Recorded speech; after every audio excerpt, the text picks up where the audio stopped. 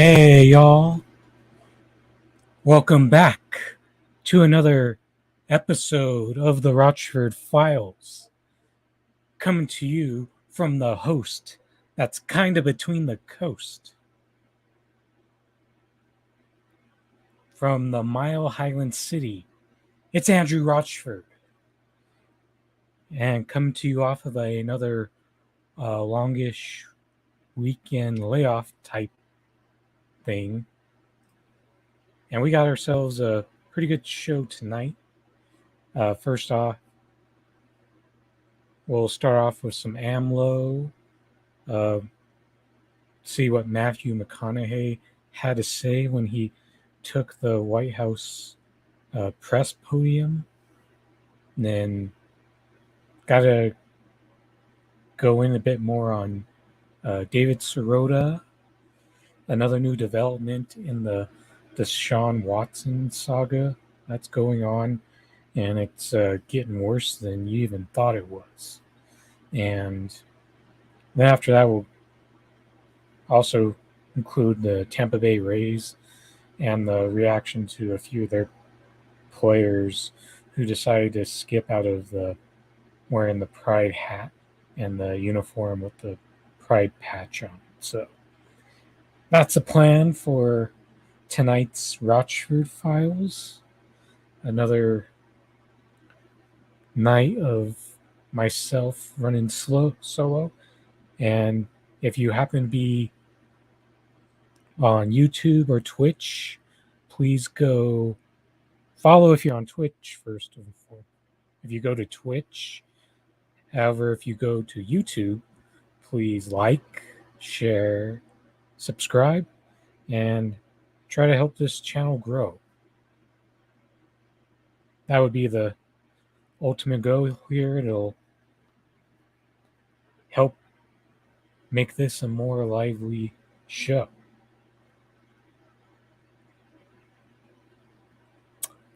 It's really, I think this is the hottest my room has felt doing a live stream to date so far, but we'll get through it. Let's start off with the AMLO stuff and the statement that he made yesterday.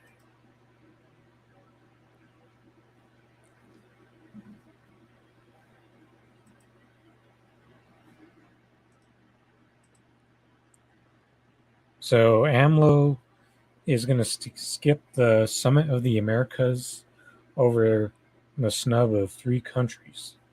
And the headline from this Bloomberg article so far only mentions the Cuba snub. Mexican President Andres Manuel Lopez Obrador, will skip the Summit of the Americas in Los Angeles this week, delivering a snub to U.S. President Joe Biden over his decision to exclude the governments of Cuba, Venezuela, and Nicaragua. There can't be a Summit of the Americas if all the countries of the continent don't participate, Lopez Obrador told reporters during his daily press briefing on Monday. That'd be to continue with the old interventionist policy of lack of respect for other nations and their people. AMLO, as the president is known, had been warning for weeks that he would not attend the summit and would send Foreign Secretary Marcelo Ebrard in his absence if Biden didn't invite all Latin American countries, including Cuba, Venezuela, and Nicaragua. The U.S. don't consider these 3 nations democracies. Look how ironic that is. The country that is known for not liking it when countries, particularly black and brown ones, don't practice their brand of capitalist imperialism. There's a reason why you're never going to see a country like Canada cross the U.S. like this. And it's because the country of Mexico has been the target of the way that this duopoly handles the border. The Mexican leader, who has warm relationships with the left wing governments of the region, has been speaking up lately in favor of the Cuban regime, visiting Havana last month and rolling out the red carpet for President Miguel Diaz Canel in Mexico City less than a year ago. AMLO said he regretted not being able to meet Biden in LA and said he will travel to see him in the US next month. He framed the Republican Party as responsible for the diplomatic tumult, saying the GOP and the US Cuban community are behind the country's tough stance on the communist island, including the trade embargo in place for 60 years. Don't forget, AMLO, you may not have like the greatest perspective of how that SOS Cuba went down here, but if you were a standard liberal or a conservative, you two were pretty much in agreement with the whole SOS Cuba shit that went down. And that was roughly a year ago. Or nearly, yeah. But point is, that was hilarious though. That one liberal girl who who didn't who was shocked to see other fascist and racist in that protest that she went to.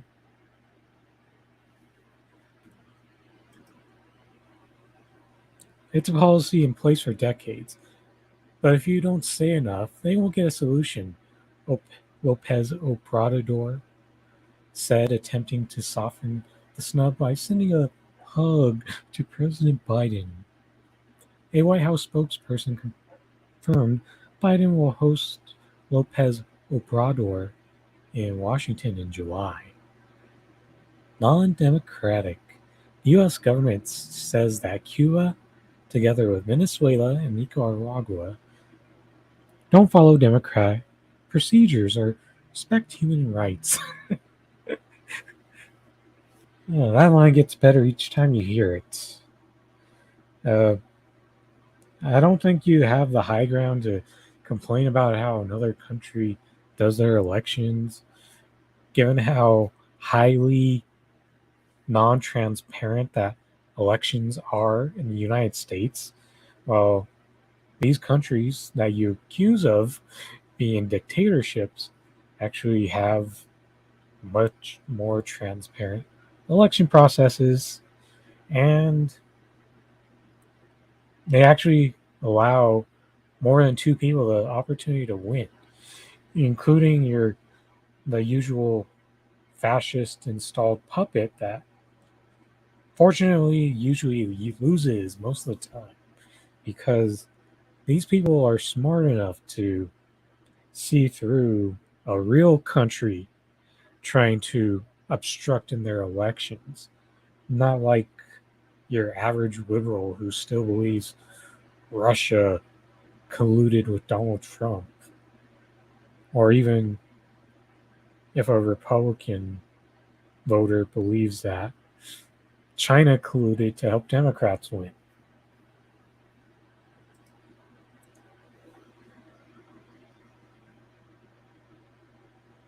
Thus, they should be excluded from the region's top political gathering. The Biden administration has made a final decision against dividing these three governments. People familiar with the decision told Bloomberg News Sunday. The Biden administration invited non-government representatives from the nations registered to participate in stakeholder forums as it seeks ways to support the democratic aspirations of their citizens. The people said, asking to not be identified because they aren't authorized to speak about the matter publicly. Still, I really don't get how you look at the US election system and tell me, and you still try to tell me that this is the peak form of so-called democracy, yet there's still liberals who believe we're still trying to fight to save something that doesn't even exist in the first place. And just so you know, conservatives, the United States is not a republic either. It's a meritocracy.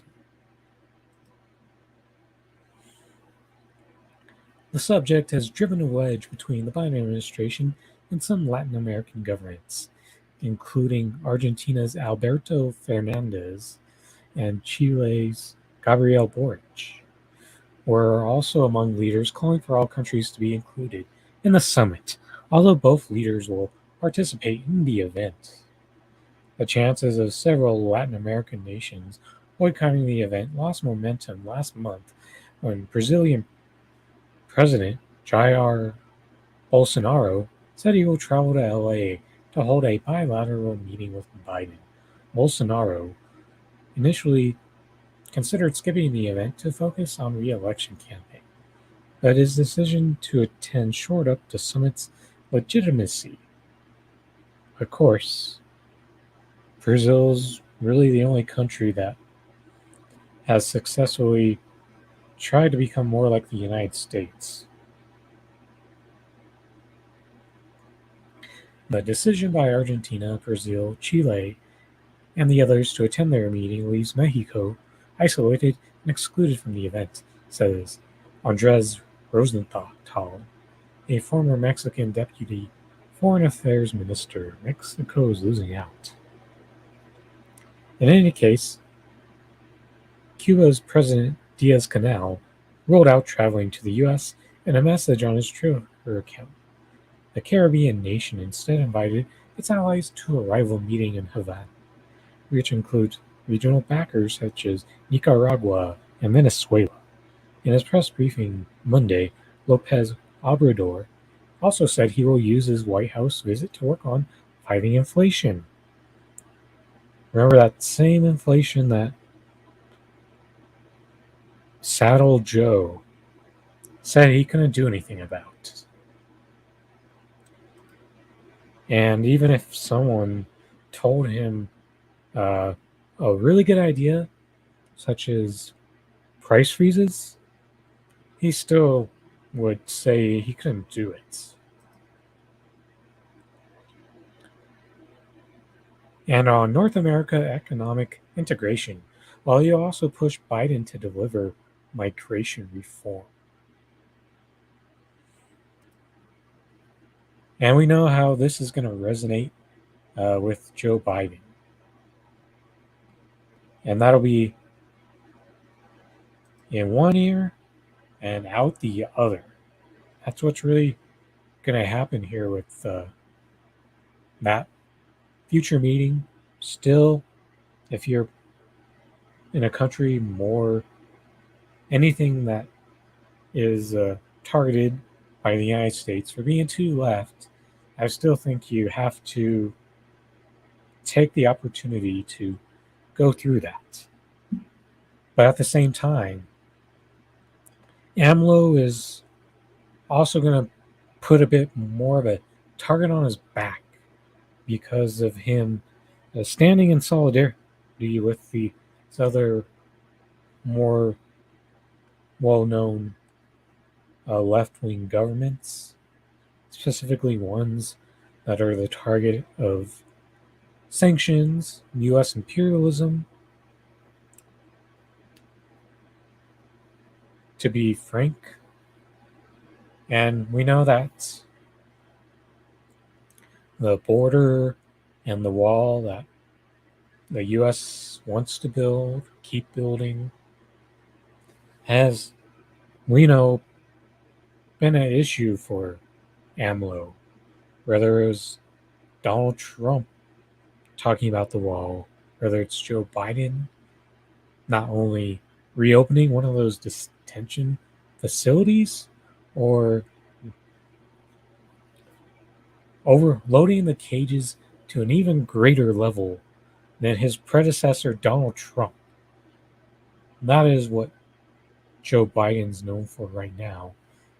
don't forget, immigration is not just a brown issue as well, because already the most Haitians, some of which are black, have been deported in record rates since Joe Biden took over in nearly this first year and a half of his term. And we know that this is just going to end up causing US and Mexico to become more adversarial in their political negotiations. But I think this was the first opportunity for someone like AMLO to take a shot right back at the United States here.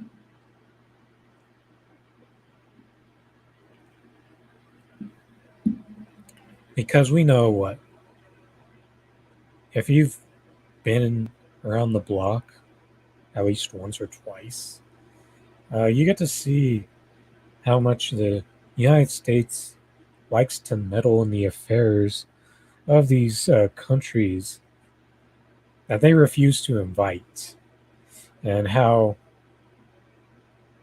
they try to frame the Cuba, Venezuela, Nicaragua as oppressive communist countries. But we are going through some of the most oppressive, harshest capitalism of anywhere in the world. And we've got a sad sack of shit as a president who refuses to do anything to ease the worsening conditions for the people. Because sending, 56 fucking $billion and counting, which essentially is all going to Ukrainian Nazis to fight against Russia. And these greedy bastards are still going to have propagandists who want you to give up your weapons so those same Nazis in Ukraine can have them. The Nazi inconsistency is staggering. But that's what the United States is really about right now. They're about worsening conditions here and abroad, wherever they can. And the only people who are safe from it are those allies in NATO, also the countries that are in agreement with the United States, like Brazil is, and their current president, Jair Bolsonaro, Israel, major ass ally, Ukraine's a growing ally. Those are the only people who are really safe from the United States, although the people of Ukraine, they're not very safe whatsoever, because they're being used as target. They're being used by proxy by the United States, and they're the ones who are getting defeated by Russia right now. And don't let those bullshit propagandists fool you. Ukraine doesn't stand a chance, and this is the United States that you're dealing with here. Hey, WCSN. Nice of you to check in.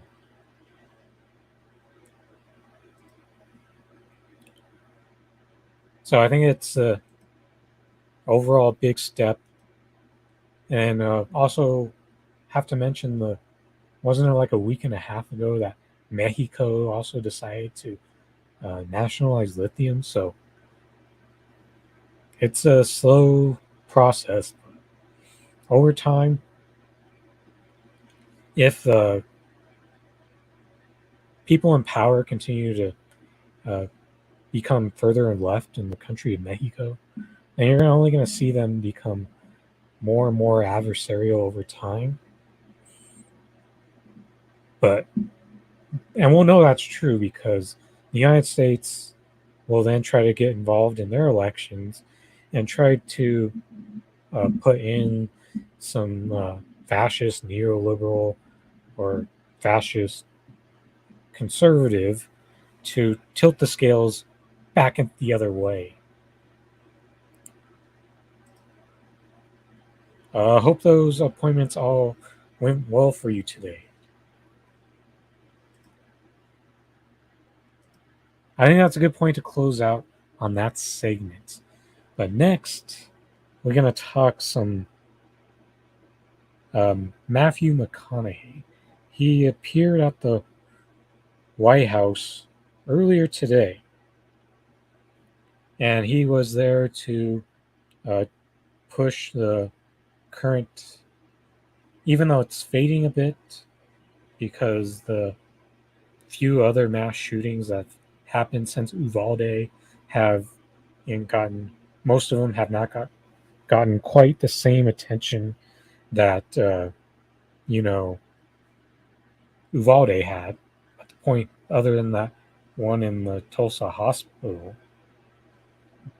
but since McConaughey is from Uvalde and being the highly statused celebrity that he is, he got invited to take the press room and speak earlier today. So we'll go through a couple of the more notable sound bites from that, then break down what he said.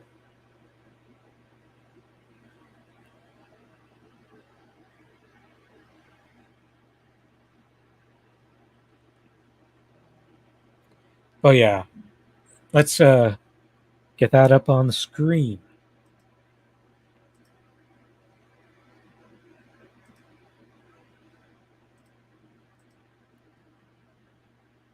So let's I'm not going to play this video right away.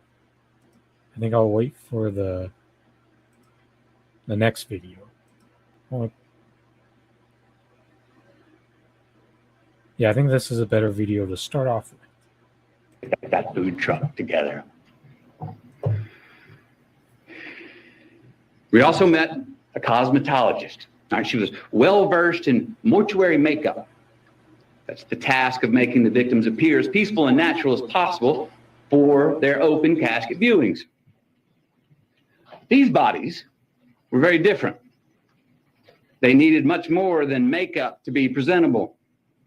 They needed extensive restoration. Why? Due to the exceptionally large exit wounds of an AR-15 rifle. Most of the body so mutilated that only DNA test or green Converse could identify them. Many children were left not only dead, but hollow.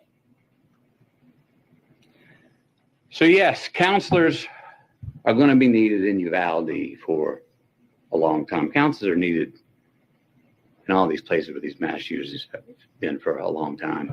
I was told by many that it takes a good year before people even understand what to do next. And even then, when they become secure enough to take the first step forward, a lifetime's.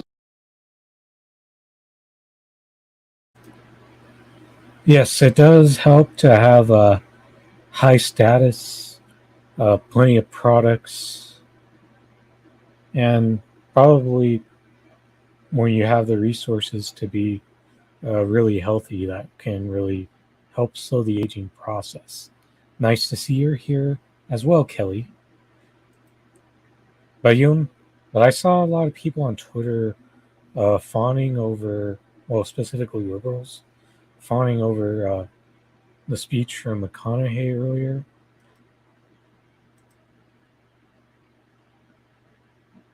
Let's go to this video next. We need to invest in mental health care. We need safer schools. We need to restrain sensationalized media coverage. We need to restore our family values. We need to restore our American values. And we need responsible gun ownership. Responsible gun ownership. We need background checks. We need to raise the minimum age to purchase an AR-15 rifle to 21. We need a waiting period for those rifles. We need red flag laws and consequences for those who abuse them. These are reasonable, practical, tactical regulations to our nation, states, communities, schools, and homes. Responsible gun owners are fed up with the Second Amendment being abused and hijacked by some deranged individuals. These regulations are not a step back.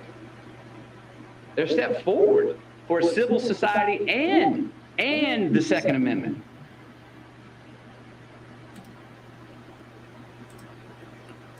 So for those of you who haven't been keeping up with the political career of, what Matthew McConaughey says politically is that he's always framed himself as this anti-establishment right-winger.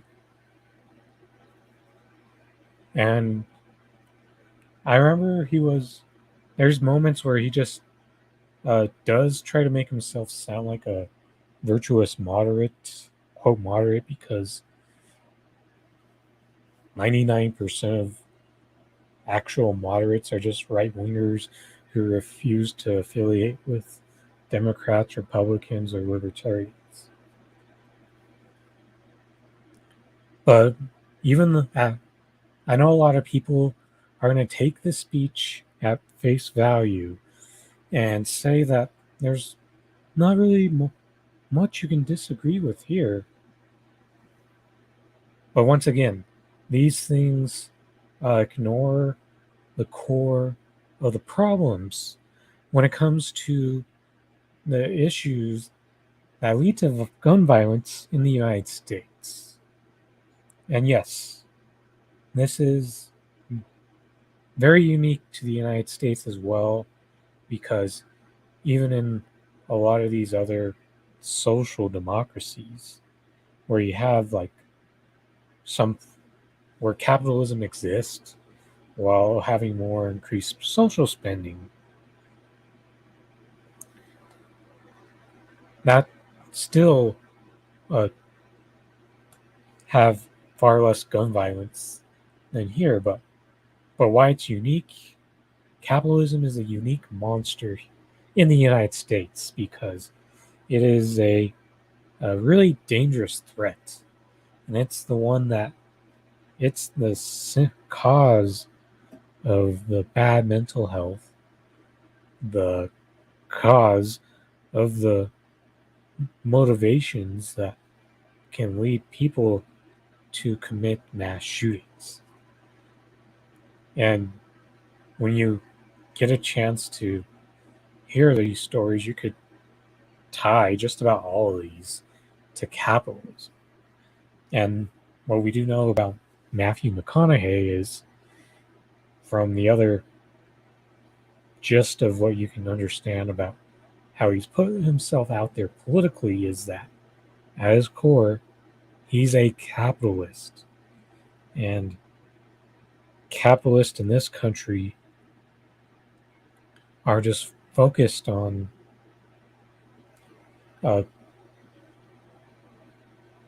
not the actual cause, but just a symptom. And even though some of these things may not sound unreasonable, you also have to keep in mind that many of these, even the small reforms of gun control, they're often going to be applied strongest to the Black and brown communities.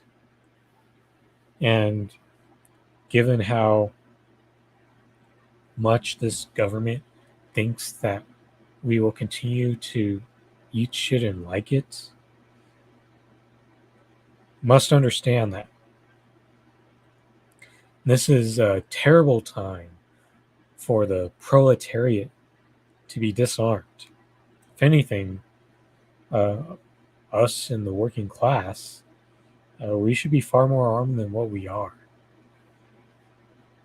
Because we do need to stand up for ourselves more. As I say, the example of a country where its citizens don't take shit from their government is France. They're building down shit. They're destroying banks when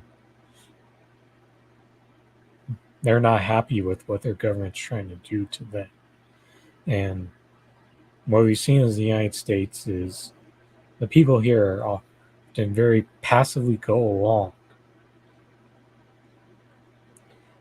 But instead, once the initial outrage over these cowardly pigs fades, then the focus shifts back to the liberals' typical form of gun control and trying to help the police with their grift of stealing more money and emptying their treasury's pockets, which are the politicians, which they have really done a good job of exerting control over them. That way, there's an outside system that can take place to wield its power against them. Let's see if there's any other good clips from this.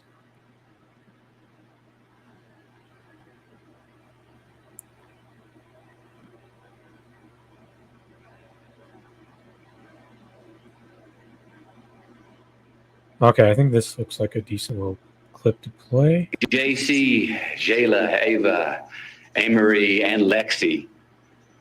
Start by giving all of them our promise that their dreams are not going to be forgotten. We start by making the loss of these lives matter.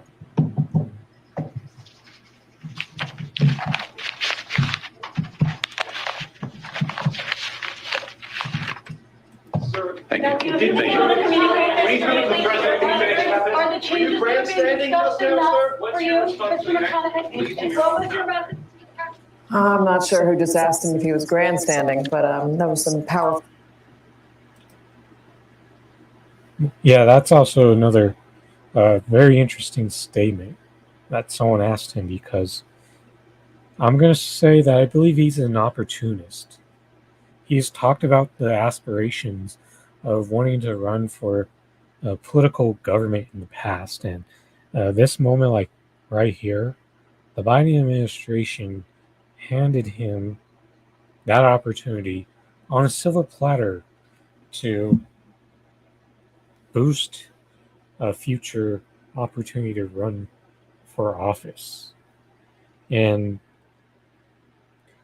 getting back to why your typical conservatives were mad at him, it's because in this moment he was undistinguishable from a liberal when they speak about the issues of guns. Then also, that's where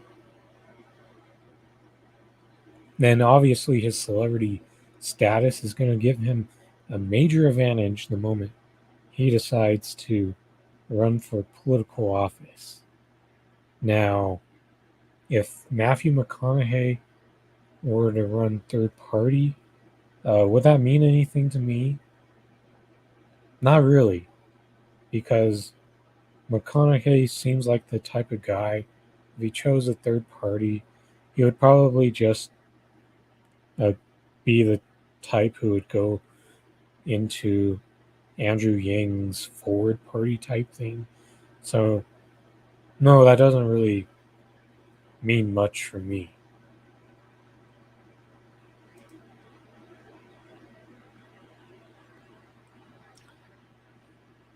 Nice. Let's read this message from WCSN. Still waiting for McConaughey to repeat his most famous line with today's message. Those guns get more military and more automatic, but the gun laws stay the same. Nice. But I think after the speech that McConaughey gave, this new press secretary also went in to call the Cuba, Venezuela, Nicaragua dictatorships. So yes, even your new press secretary is the same propaganda arm that all the other damn press secretaries are.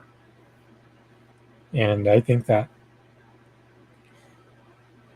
and I do have a slight feeling that the Biden administration giving Matthew McConaughey this platform could end up biting them in their ass somewhere down the line.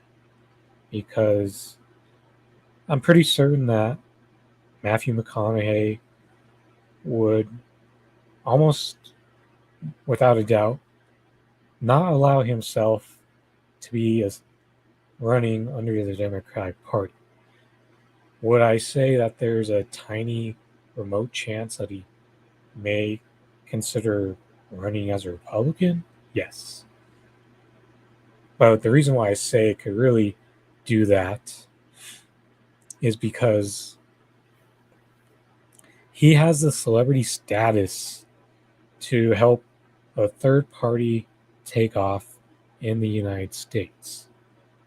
But the unfortunate part is it wouldn't be the right type of third party that McConaughey would help launch to another level.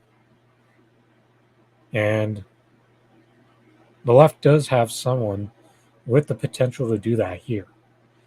Jesse Ventura, he appeared earlier today on the Vanguard.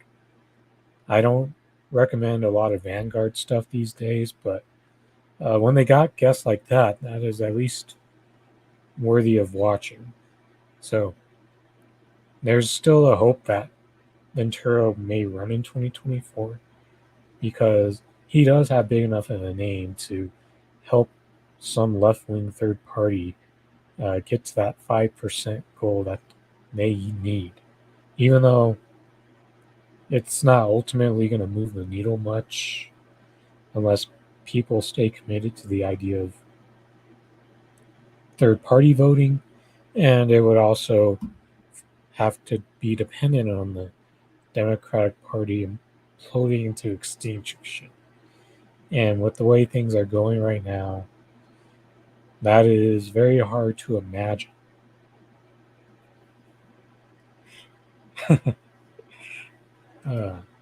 Hunter G. Maxwell. Oh, man.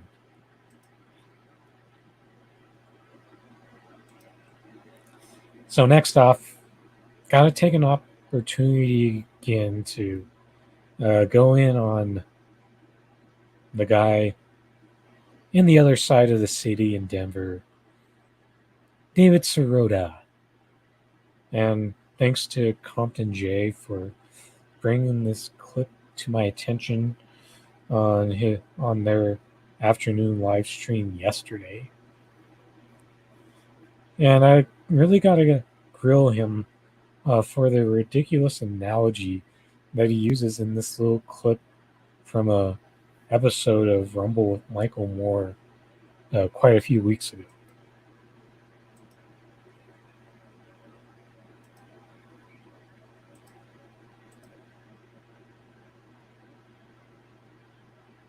If you're not following RBN, you should be. But let's get into that clip. The people that I talk to, whether it's on this podcast, whether it's people come see my movies or whatever, with a straight face and just keep saying, yeah, you know, we're going to make a better world here and we're going to we're gonna help the people that are the have-nots, and then we end up doing nothing really, ultimately nothing. Now there'll be a bone, don't like you say. They won't throw everything out of this bill. There'll be a couple nice bones will feel good. But poor people aren't stupid. Working people aren't stupid. They know, especially how Democrats come and promise them one thing and then deliver on maybe 1/10 of that, and then call it and then say we're your friends. But I think your point is right, that changing the party is of utmost urgency. Have a situation where you have the Harlem Globetrotters of evil, the Republican Party. And the Harlem Globetrotters of evil are obviously a huge problem. But at least part of the problem is that you keep putting on the floor to face the Harlem Globetrotters of evil. You keep putting on the floor the Washington Generals, and the Washington, and it feels like a rigged game, like it's already a preordained outcome. It gets worse, y'all. It gets worse. David Sirota has not been able to fully accept that this shit's very, very rigged. And that even if you can have your occasional moments of breaking through the rigging, that it's really not going to matter ultimately in the long run. That's a little too cynical. I don't exactly think there's 4 people in a room twisting their mustaches and it's like WWF wrestling. It's already scripted. You think by now that this system that we have in place doesn't have a storyline for all the scenarios that can play out? I mean, look at it. I mean, I guess you're right. They didn't want the Squad and several of these other elected progressives in the House to break through. But the thing is, even they got through, they had a plan to make them bend and not follow through on doing what they campaigned on to promise.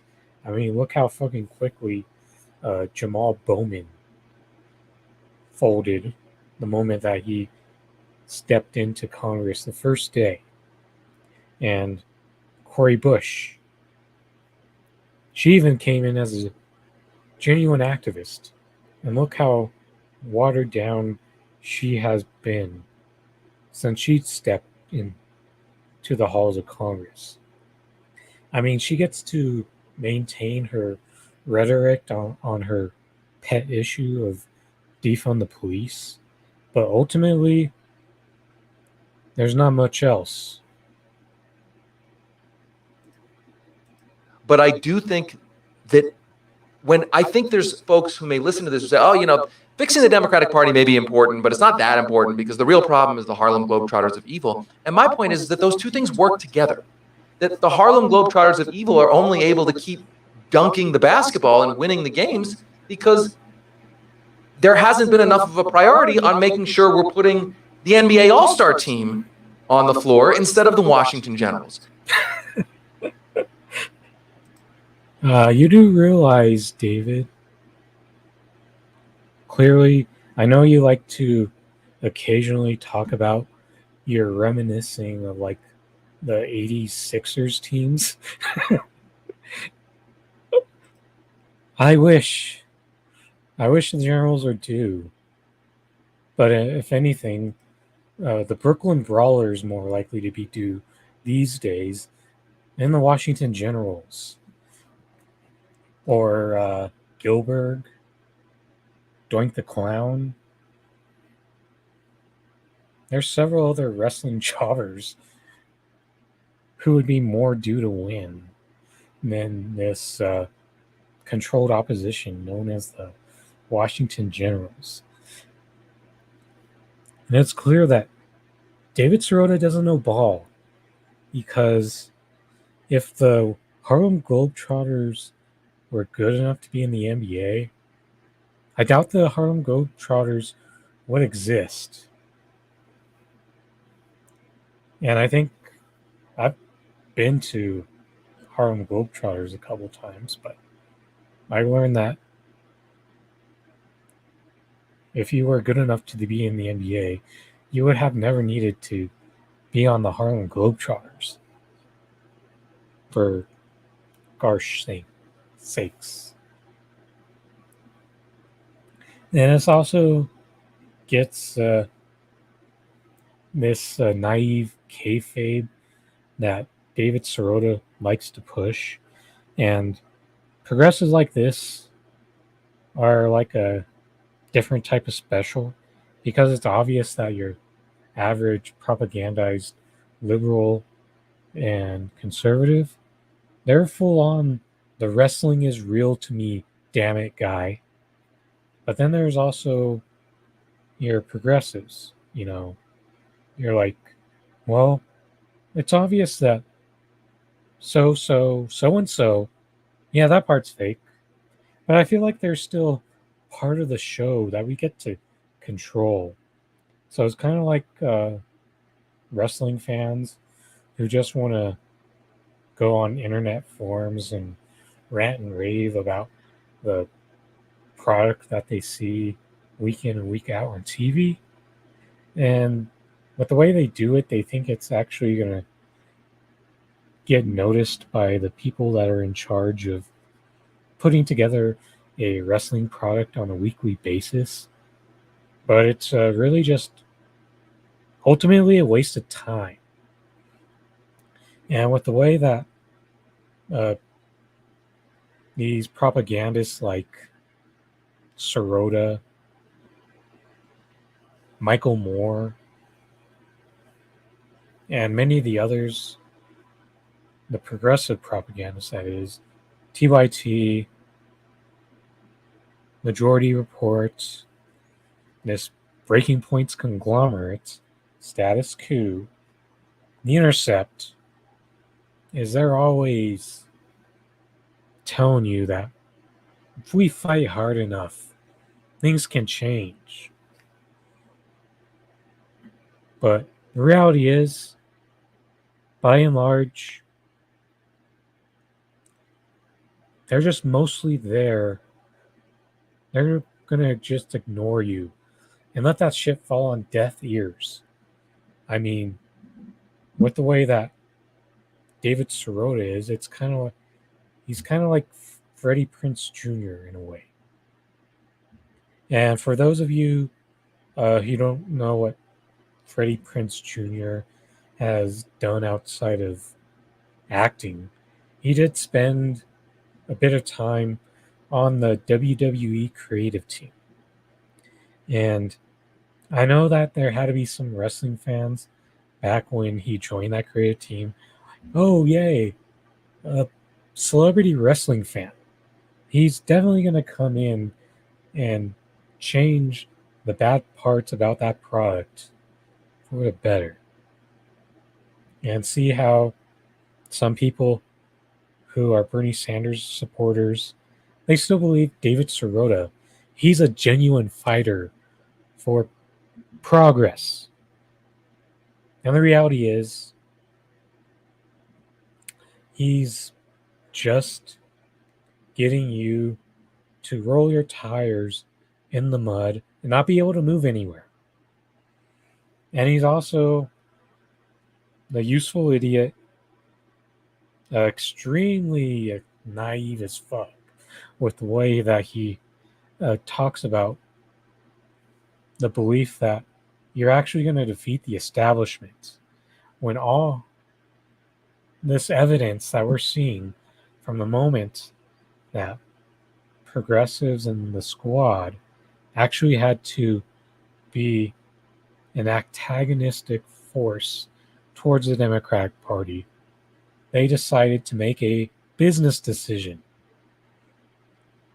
and be the biggest propaganda arm for the Biden administration. But David here thinks that if enough people complain, write letters, like that things will change. And that it's effectively the same as a bunch of people who rant about,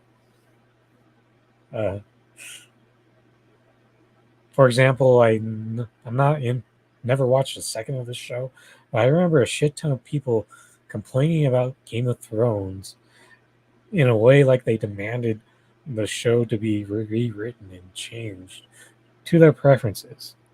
And why I think that's an apt comparison as well is because David here is also trying to lead you into that frame of mind that if you get enough outrage at the system, and while simultaneously being able to change the Democratic Party.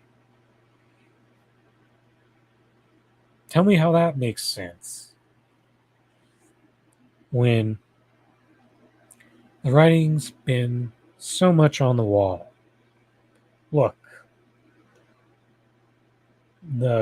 this oligarchy knows that they're doing shit that's mostly against the interest of the public. In fact, there's been multiple articles and sources that have of them even acknowledging the fact. And they say that the public opinion doesn't mean shit in what they do. It's the corporations, the lobbyists. They're the ones with the influence here. But yet, David still wants you naive enough to believe that you can work against the will of those people through their game.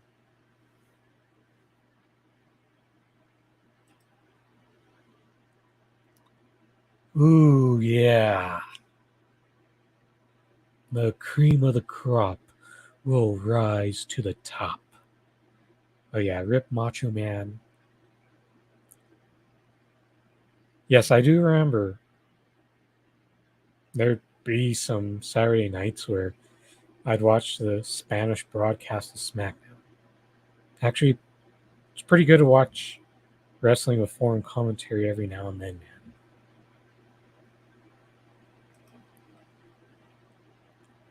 The fact of the matter is, David has to know that he's being a grifter, and that how for Justice Democrat types and other future progressives trying to break through, and even just completely ignoring all the red flags that these so-called progressives have. The fact that just about all these U.S. progressives are anti-BDS and very pro-Israel. And the best that you get from an elected progressive is someone who hedges on Israel and Palestine, where please don't hurt, where it's pretty much just like, please don't hurt Palestinians, but we still want you to be able to exist as well, Israel. How pathetic. That's why Bernie Sanders gets called a progressive Zionist.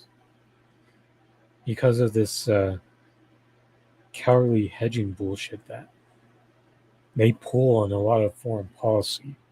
And you see all these progressives flipping head over heel into being highly pro-Ukraine. But no, for a guy like David, he is mostly ignorant to the foreign policy aspects.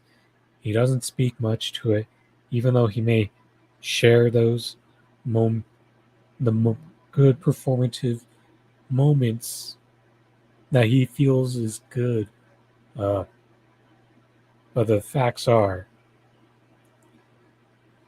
David's going to cover that shit up because as long as they talk about being for the domestic economic populist policies, then the shit abroad doesn't matter.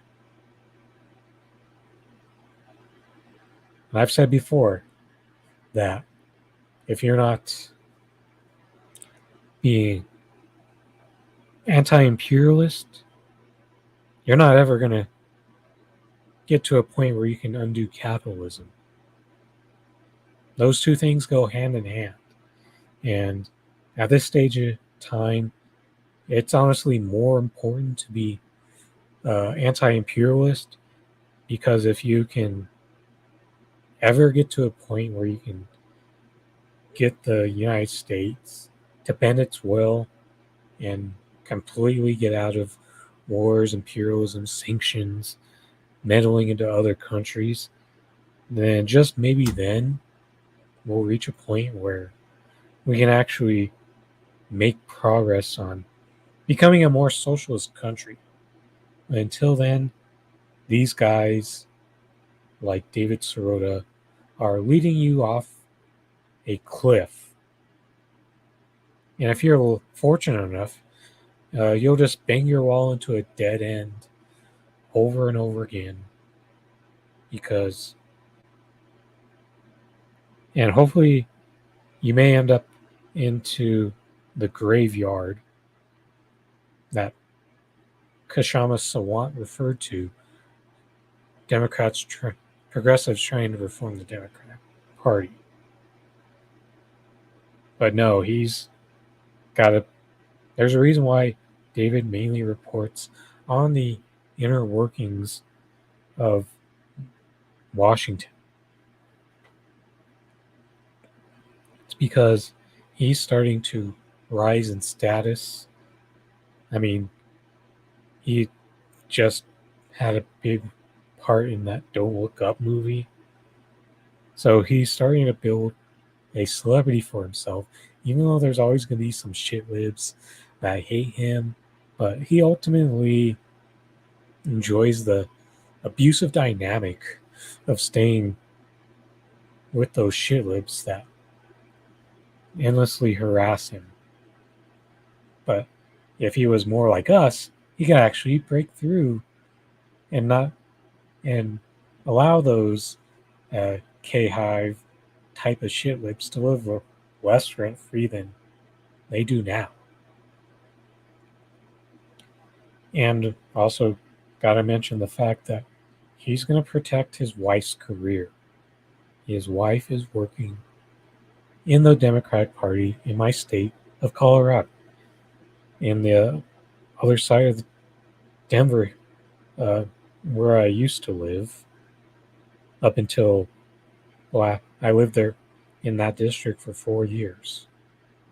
But if I was still there, there'd be no more voting for her. I've said that probably a couple of weeks ago too, but the point bears repeating.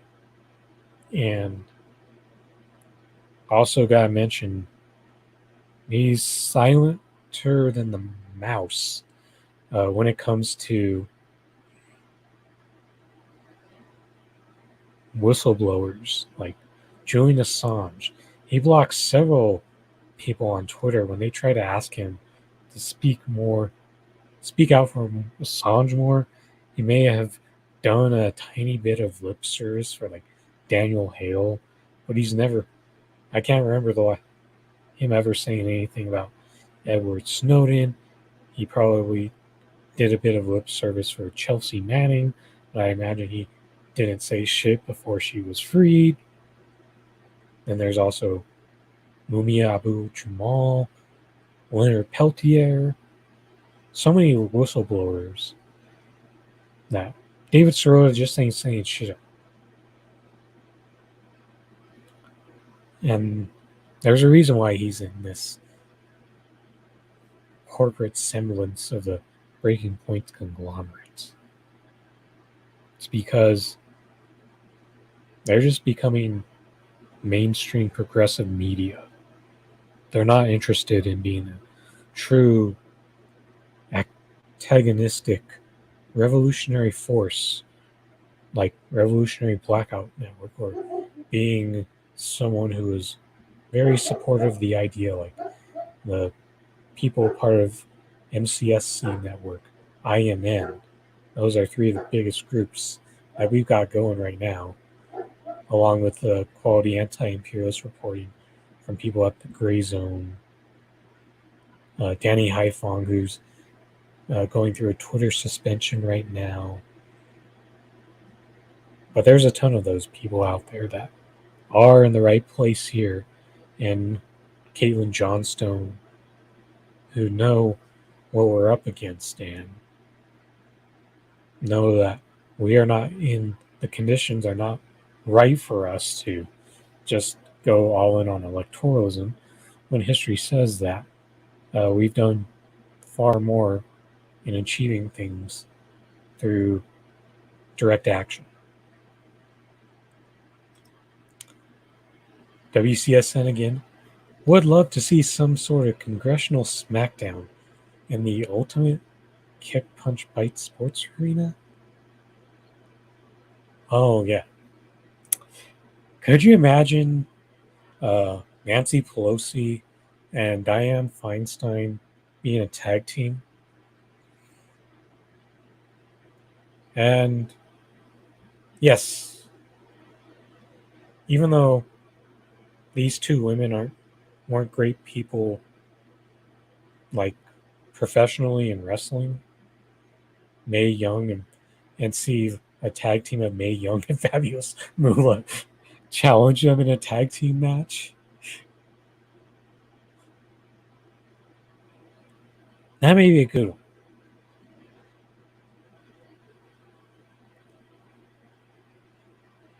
And also keep it coming with the non-corporate arena names.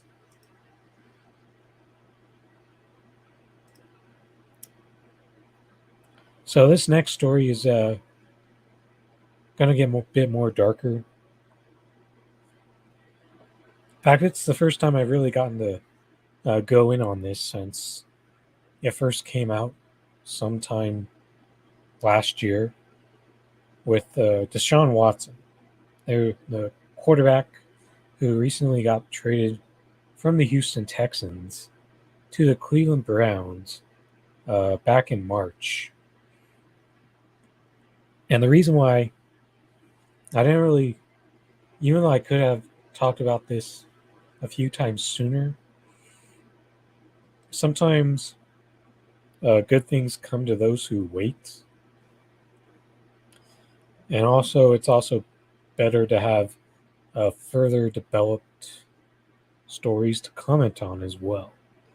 So the thing is, after that trade, the Cleveland Browns gave Deshaun Watson a massive extension with a absurd amount of guaranteed money, given what he was going through right now. And they thought that they were starting to see the light through the tunnel when it came to this. But the truth is, I think it's just starting to get darker. I know that the Jimmy Haslam and the Browns front office really legitimately thought that they were close to the end of this. And even if Watson got acquitted completely for this, that, we could weather the storm for like a 6-8 game suspension. But truth is, I think it could end up being far, far worse than that. How the Texans in a spa enabled Deshaun Watson's troubling behavior. Watson met at least 66 women for massages over a 17-month period, far more than previously known. He had help from the Houston Texans, including non-disclosure agreements, in making appointments. And this was written by Jenny Ventas. The accusations have been frequent and startling.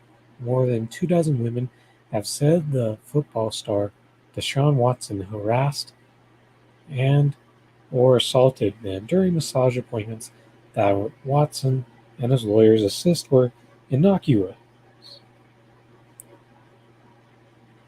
Two grand juries in Texas this year declined to charge him criminally, and while the NFL considers whether to discipline him, he has gotten another job signing a 5-year, $230 million fully guaranteed contract, which was the extension he signed just after the trade to play quarterback for the Cleveland Browns. It is time, Watson and his representatives say, for everyone to move on. Yet a New York Times examination of records, including depositions and evidence for the civil lawsuits as well as interviews of some of the women, show Watson has engaged in more questionable behavior than previously known. The Times review also showed Watson's conduct was enabled, knowingly or not, by the team he played for at the time, the Houston Texans, which provided the venue Watson used for some of the appointments. A team representative also furnished him with a non-disclosure agreement after a woman who is now suing him threatened online to expose his behavior. Rusty Hardin, Watson's lawyer, said his client continues to vehemently deny the allegations in the lawsuits. He declined to respond in detail to the Times questions, but said in a statement that we can say when the real facts are known, this issue will appear in a different light. The Texans did not respond to specific questions about Watson's use of team resources. They said in a statement that they have first learned of the allegations against him in March 2021, have cooperated with investigators, and will continue to do so. Watson has said publicly he hired about 40 different therapists across 5 seasons in Houston, but the Times reporting found he booked appointments with at least 66 different women in just the 17 months from fall 2019 through spring 2021. A few of these additional women, speaking publicly for the first time, described experiences that undercut Watson's insistence that he was only seeking professional massage therapy. One woman who did not sue or complain to the police told the Times he was persistent in his request for sexual acts during their massage, including begging her to put her mouth on his penis. And this is where I'll go in saying how I actually do have know quite a few of massage therapists, many of which would not put up for anything that goes against their professionalism as a massage therapist. And it's honestly insane to me how this can go on for so long and with so many women, and the institutional protection that they really gave Watson a pass to push the envelope and cross the line with so many women. We know the term happy endings. And how that's typically associated with massage parlors or masseuses, which is another thing I'm going to make sure y'all know is that real massage therapists do not like being referred to as masseuses because of the sexual connection the sexual stigma that it has towards staying professional to the purpose of massage therapy, which is to relax, repair the body from breaking down, and help repair knots and tightness, prevent injury, potentially cure certain things.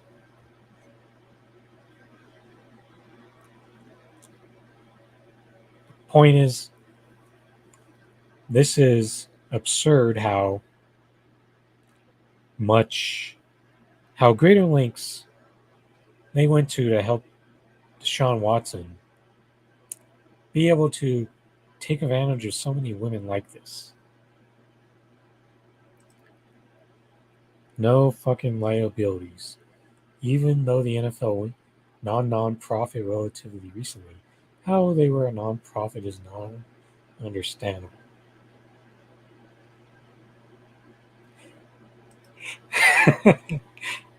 So it's a craft I'm asking for. Yes, another guy that he just really got off with a slap on the wrist. If anything, he didn't even get slapped on the wrist, Robert Kraft, for all those times that he wanted that happy ending in those so-called massage parlors.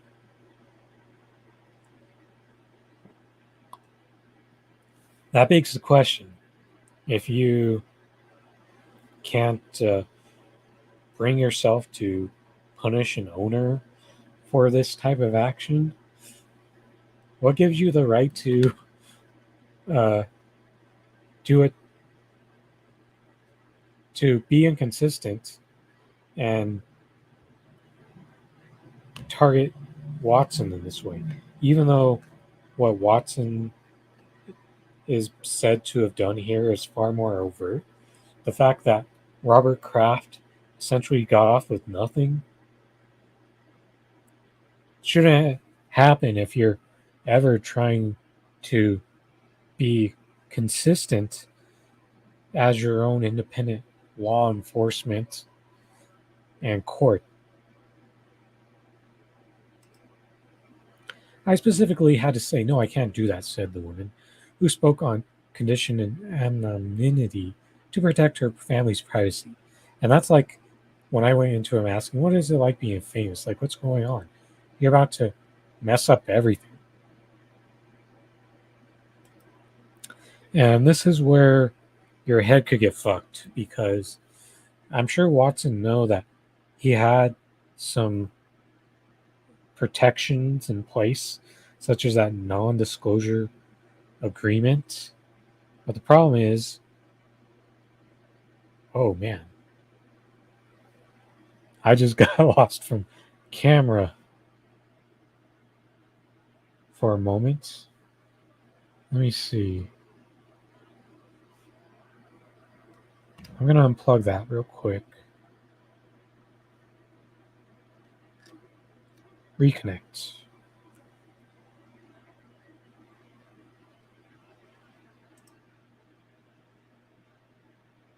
Am I back? Am I back?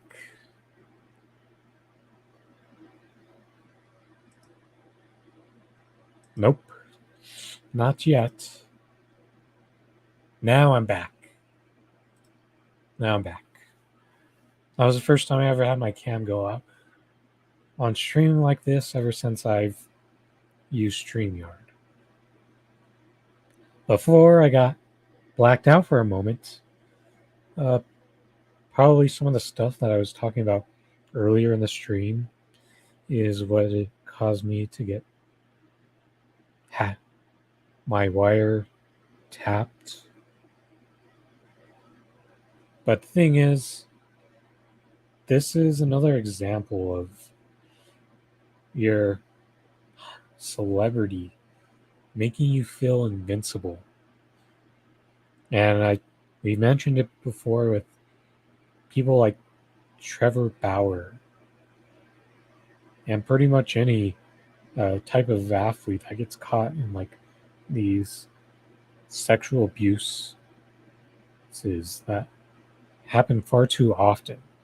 And even when it's related to like drunk driving. Yeah, there's just far too much invincibility clouding their brain when they really need to have far more responsibility when trying to make decisions that get motivated by the head that's down there, as opposed to making sure that the head up top maintains control.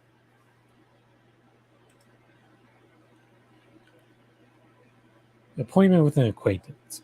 Before Watson was drafted by the Texans 12th overall in 2017, he was a championship-winning quarterback at Gainesville High School in Georgia and Clemson University. NFL teams widely viewed him as a prospective franchise quarterback with no known character issues, and he seemed to be living up to the billing. When Hurricane Harvey walloped Houston in August 2017 before Watson's rookie season, he donated his first game check to stadium cafeteria employees who were affected by a storm. Since the first wave of suits were filed against Watson last year, the main allegations against him have become familiar. William complained that Watson turned massages sexual without their consent, including purposely touching them with his penis and coercing sexual acts. It's not clear whether he began looking for so many different women to give him massages. Harding has said his client needed to book appointments ad hoc when the coronavirus pandemic began, though Watson began working with numerous women before then. Just going to throw this out there for any other guy who feels like they have to go through a massage therapist for sexual stuff. You keep your massage appointments and your sex life separate. And it's also possible that you may luck out and find a massage therapist, but do it in a professional manner where you get to know that massage therapist for who they are as a person, make the connection to where you get to be trustworthy enough of a person to where you can get a massage and then have a woman consent to sexual acts as well. Ever thought of that?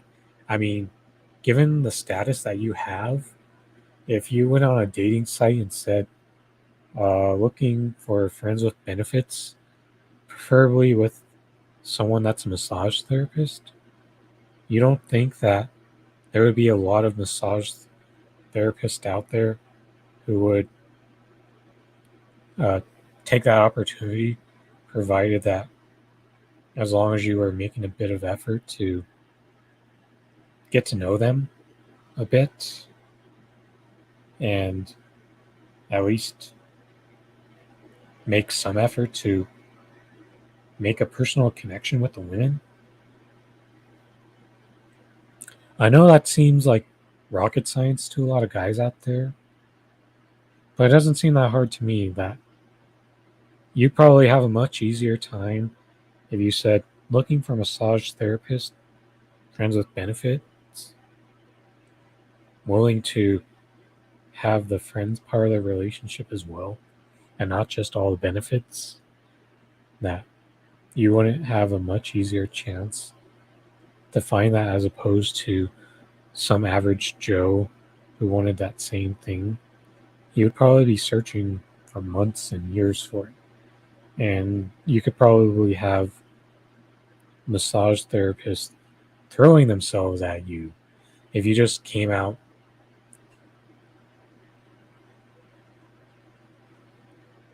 straightforward with that. But now, Deshaun, you've gotten yourself in such deep shit that who knows how long it's going to be before you step on a football field again. And I would be shocked if he managed to somehow escape this and appear this season. The 64 women are the 24 who have sued him, including 2 who filed suits within the last week. In the most recent suit The woman said Watson masturbated during the massage. A woman who sued but then withdrew the complaint because of the privacy and security concerns.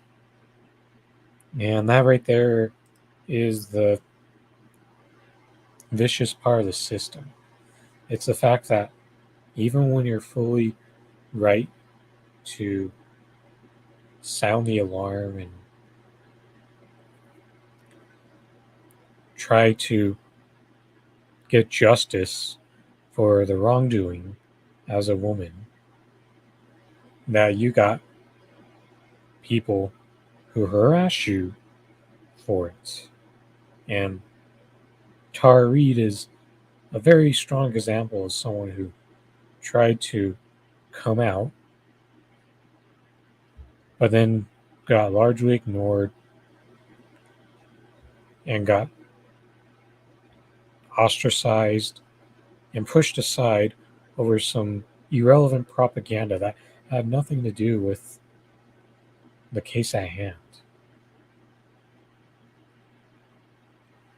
And I know that this sort of harassment, and that can even happen from Watson's legal team. It's not just regular people who are just on the opposite team as you. I think there's been people who have never been able to, who have held it against Kobe Bryant, even after the results of that rape case that happened, 19 years ago? Maybe 18, one of those two. Yeah, there's still people who hold the harassment that his legal team did to that woman against Kobe Bryant himself. And I'm sure that's the type of privacy and security concerns those women talk about, is the harassment from the people in Watson's camp.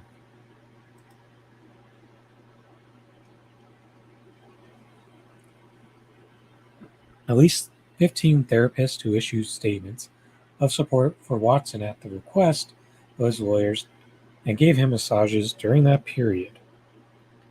At least 4 therapists from Genuine Touch, the massage therapy group, contracted with the Texans. 5 women identified by plaintiffs' lawyers during the investigation for their civil suits.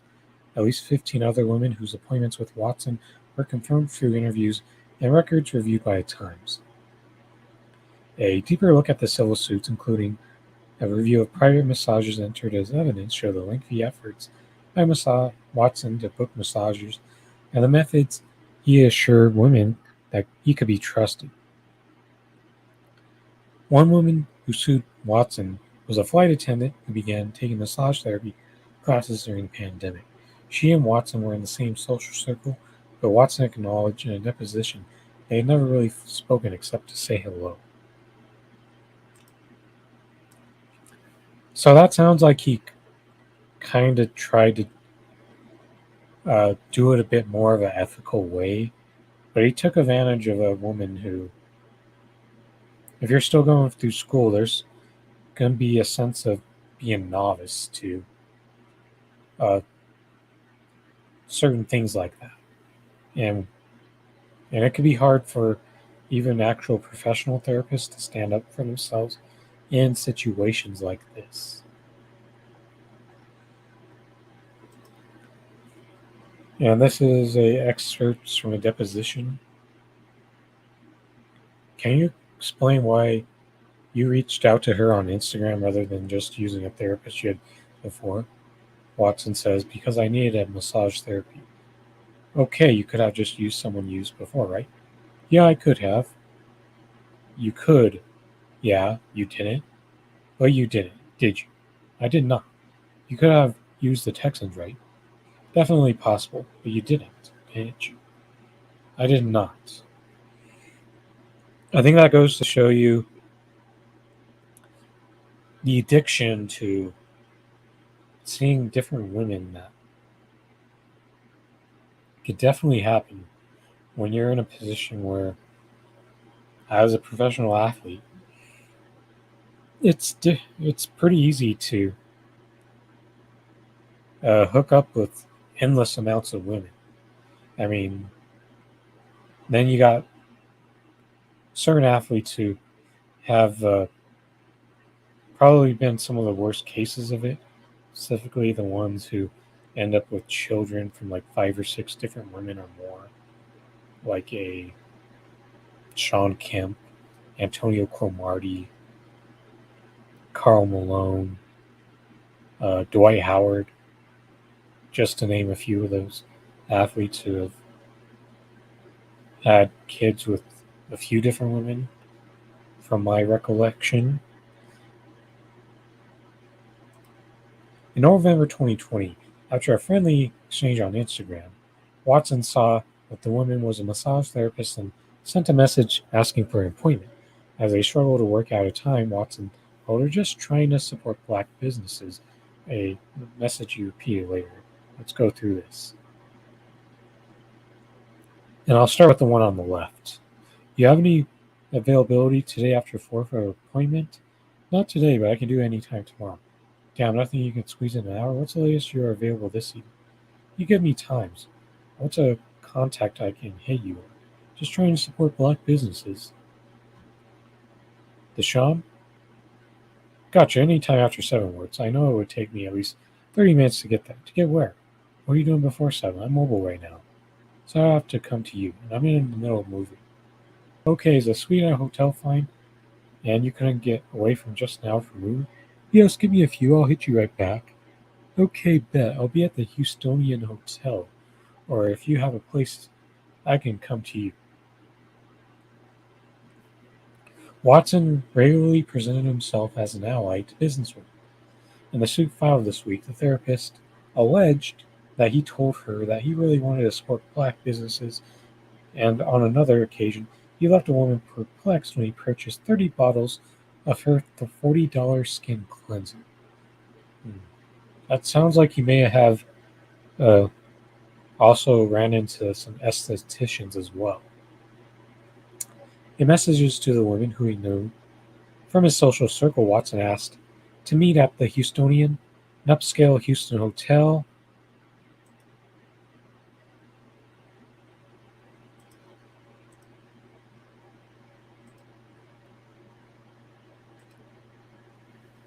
And club where the Texans secured a membership for.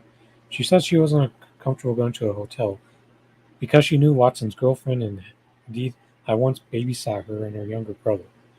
The woman told Watson she wanted to keep things professional and respected. Oh, most definitely always professional, he texted. I even have an NDA I have therapists signed too. He was referring to the NDA he received just days earlier from a member of the Texan security staff. Watson didn't explain in the text how the women would benefit from signing a document meant to protect him. Oh man, see how conniving this guy is? Extremely manipulative behavior, even when you think he's starting to do things in a more genuine manner. He manipulates it to his own advantage.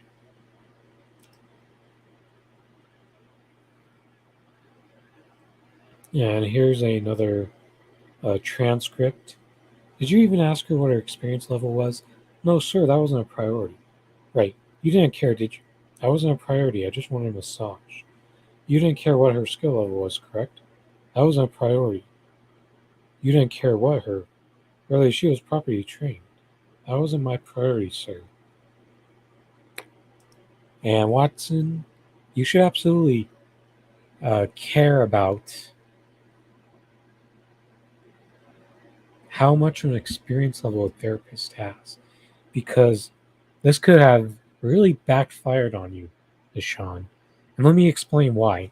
Because if you had someone who lied to you about being a massage therapist just because, they didn't care about the massage part and they were just hoping to get some from you, that they could have damaged your body. Then instead of not only being in deep shit for all these women that you were highly unethical towards in your practices and maintaining your own level of professionalism and just keeping it strictly to a massage, is the fact that you could be angry at a massage therapist who wasn't an actual massage therapist and probably did something to fuck up your body and prevent you from playing football, as well as going through this. And not only could you be upset about this, you could also be upset that you have to sue some woman who wasn't really a therapist for medical malpractice. Ideally, now if you were ethical and were just following the proper channels all the way through, not only should you not have to worry about your unethical sleaze baggery and have concern of serious injury by the lack of priority of making sure you had a trained professional massage therapist, you also will not be in the situation you are now, where your short-term football playing future is up in jeopardy.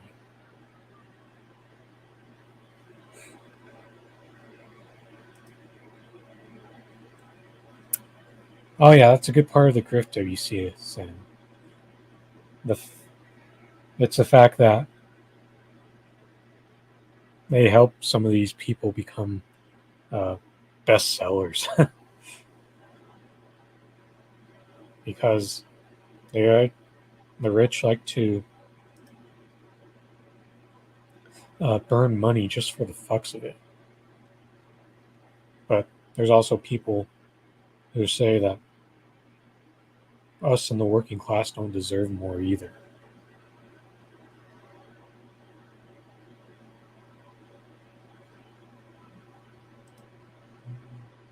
So, in the civil suit, the women filed suit against Watson last year. She said she was uneasy with his directions to get up in there during the massage, but chalked it up to her inexperience and agreed to work with him again. Yes, I get that. And yes, you should.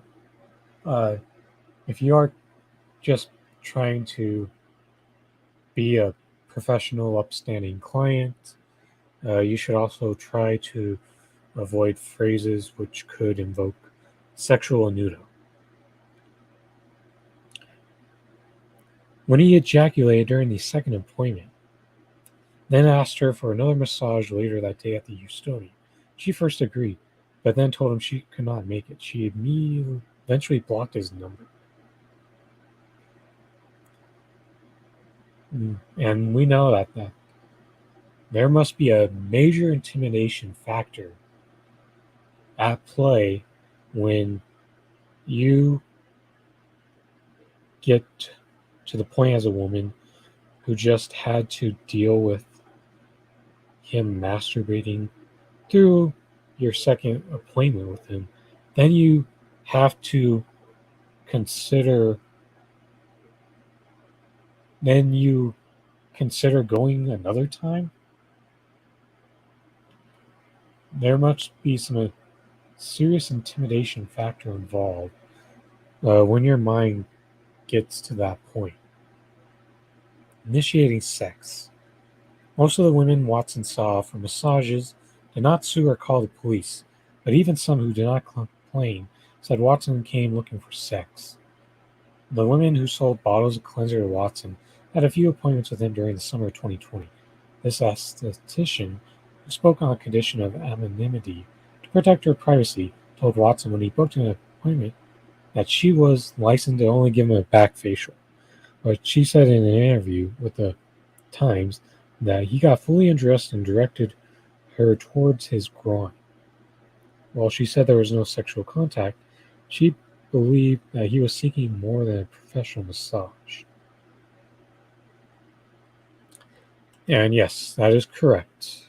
That an esthetician primarily only works your face and maybe a bit of like they really don't go below the upper back of the chest. That's really all an esthetician does in their line of work. They're like a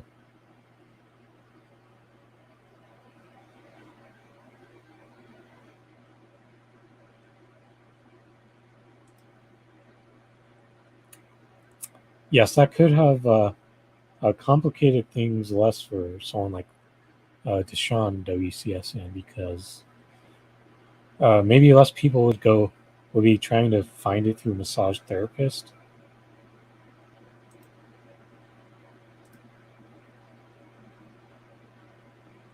Watson and his lawyers have said he was only seeking massages.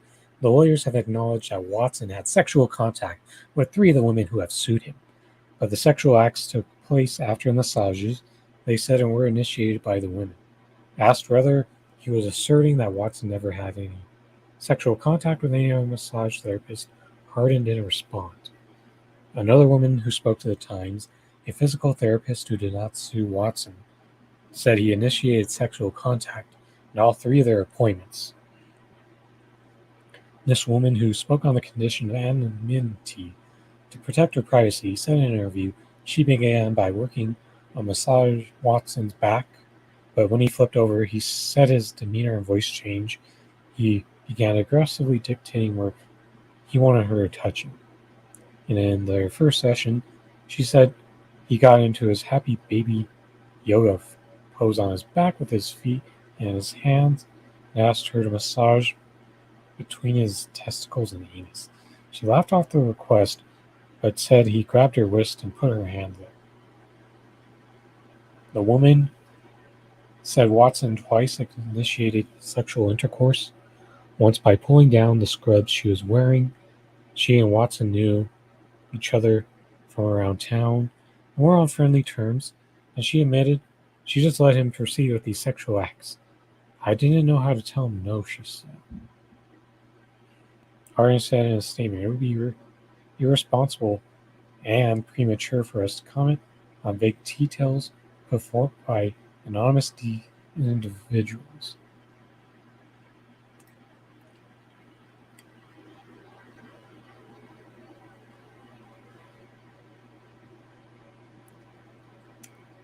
Wow.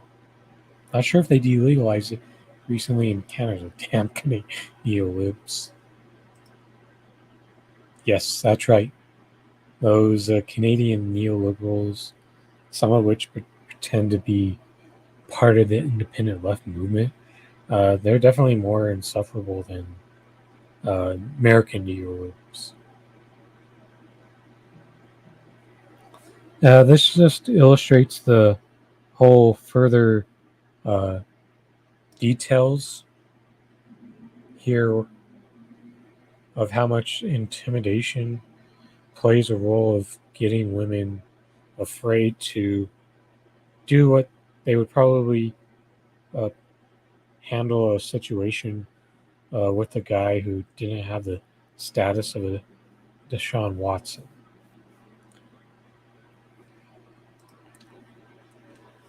And you have to also wonder how many of those moments we know with the way Deshaun set up these massages, he would never want to go to an actual clinic because there'd be too many people there to hold him directly accountable if he went to an actual massage clinic for these massages, because then there'd be a few other fellow massage therapists. There'd be a person or two working the front desk, maybe even the manager of that said massage clinic. So when these encounters are just the woman and Deshaun Watson, that was done by design. Because maybe if those women were in the professional workplace, they would have felt more empowered to just walk away from the room and tell him no a lot sooner.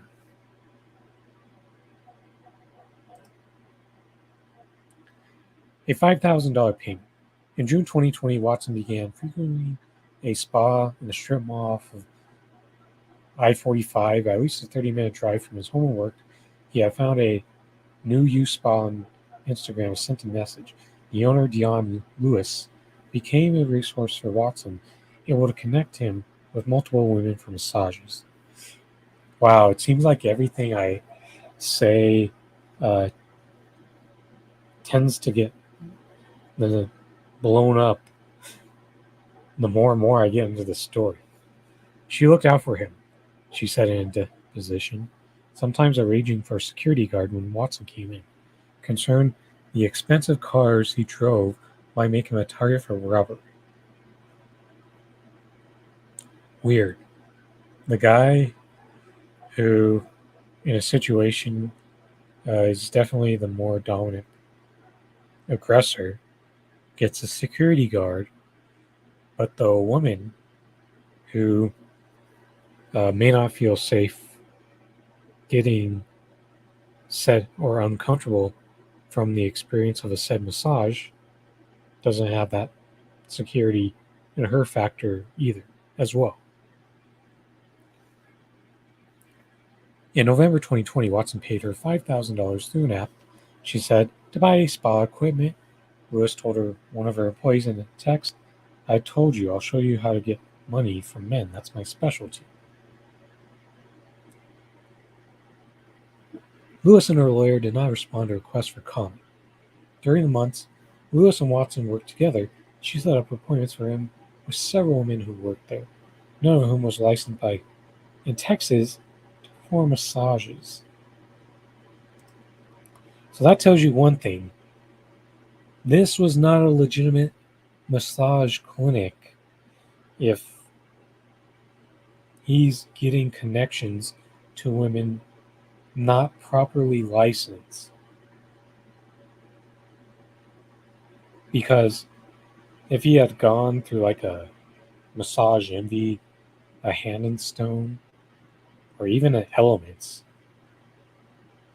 who in their right mind would pull this off for him? And it's probably part of why this place he found probably hasn't, not even sure if they've really gotten any trouble over this. Because the more corporate massage clinics, if they're complicit in conspiring with this, that they're going to get in trouble for this as well. One woman who said Watson begged her for oral sex, she described how he tried to build up sexual acts, starting with his request that she work on his behind and go higher up on his inner thighs, which put her hands uncomfortably close to his testicles. When he flipped over, he was exposed with an erection, but she refused to request her oral sex. That woman did not sue Watson, but 4 other employees of a new youth spa did.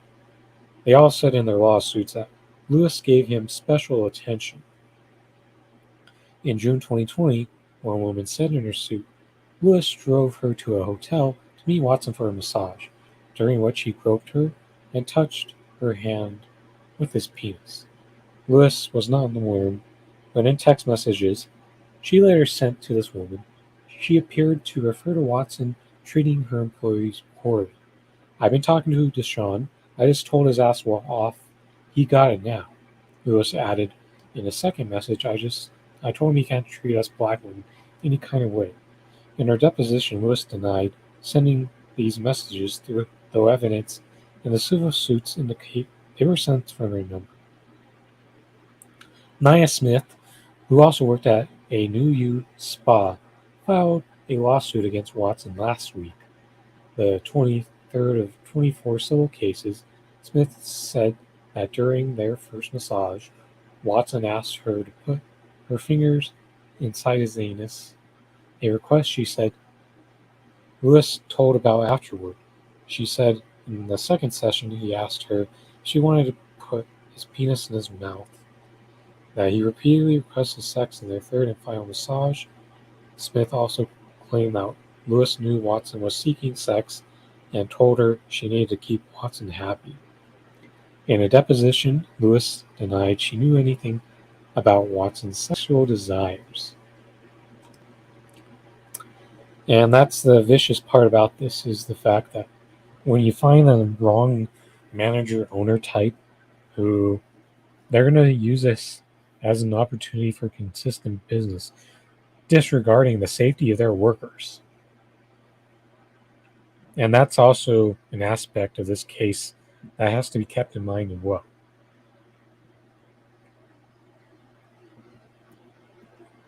The unprofessionalism, the lack of respect can come from multiple angles.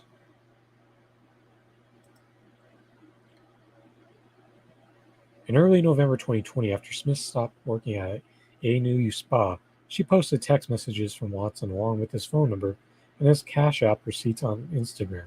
She included in the message, "I could really expose you," adding an expletive. Let's see, is it here? No. Help from the Texans. Days later, when Watson went to work at the Texans stadium, he found an NDA in his locker. He later said in a deposition from that Brett Nakara, a former Secret Service agent who is the Texans' director of security, put it there after Watson told him about Smith's Instagram post. So this is an example of how the institutions of sports are captured by these higher political powers of this government. And you could be that former Secret Service agent definitely used his connections up top in order to protect Deshaun here. And part of these examples right here is why it's so hard to get many athletes on board with the idea of revolution, and why it's only going to be few and far between who would really genuine back a revolutionary movement in this country. And it's because of things like this. When you get this is the thing that helps protect and secure your spot in the club. Okay, this NDA you had already gotten this NDA by this point, obviously from Brett. Yes. Brett Nakara. Yes. It has security from the Texans. Yes, sir. He's the guy that gave it to you. He put it in my locker. Like, yes, sir. Watson began taking the NDA to massages that same week, giving it to the one woman in Manville who signed it, and another to a woman who said in her lawsuit that she ended the session after he suggested a sexual act. Watson told her she had to sign in order for him to pay, so she did. According to her filing, Watson said in a deposition he used this NDA only for massage appointments because he had lawyers and agents who handled his other business. It's unclear whether the Texans knew how many massages Watson was getting or who was providing them. But their resources helped support his message. Habit, away from the team, Watson acknowledged in a deposition that the Texans arranged for him to have a place at the Houstonian, use the fitness club, dine there, and also set up massages in hotel rooms. At least 7 women met him at the hotel for appointments, according to interviews and records, including 2 who were filed civil lawsuits, 2 complained to police. Texans weren't aware of the massage appointments at the hotel that I know of, Watson said. He also said that his access to the property was not under his name. One woman who gave Watson a massage at the Houstonian said she was told the rumor was registered to a member of the Texans training staff. A well-connected lawyer. To preserve his reputation, his career, and possibly his freedom, Watson hired Harding, now 80, a veteran defense lawyer whose clients have included former pitcher Roger Clemens, the evangelist Joel Osteen, in the Enron case, the accounting firm Arthur Anderson. Hardin has said the women who have accused Watson of sexual misconduct are lying. He had ample opportunity to make his case to the district attorney's office through public records request. The Times reviewed communications between Hardin and the prosecutors in Watson's criminal cases. The two messages revealed extensive communication between the two sides, demonstrated at least the value of a well-paid and well-connected lawyer. And this is another part of the court system where it's a big grift, because you can make a shit ton of money as a defense attorney, even for some of the worst people ever in society when they go into court. And money really talks to those people. And even though these people in court are so beyond the pale, there's always going to be a defense attorney willing to work with that garbage person, even if it's a case where there's very little chance of success for that person. In early 2022, Hardin, a former prosecutor himself, began regular dialogue with Jonna Stallings, the Harris County sex crimes prosecutor handling the Watson investigation. In the 2 months before two different Texas grand juries heard the criminal cases against Watson, Stallings, and Hardin met at Hardin's office, spoke over 12 times, and exchanged more than 24 text messages, according to public records. Let's see, is there anything else? Quick skim. Is there any, or is this?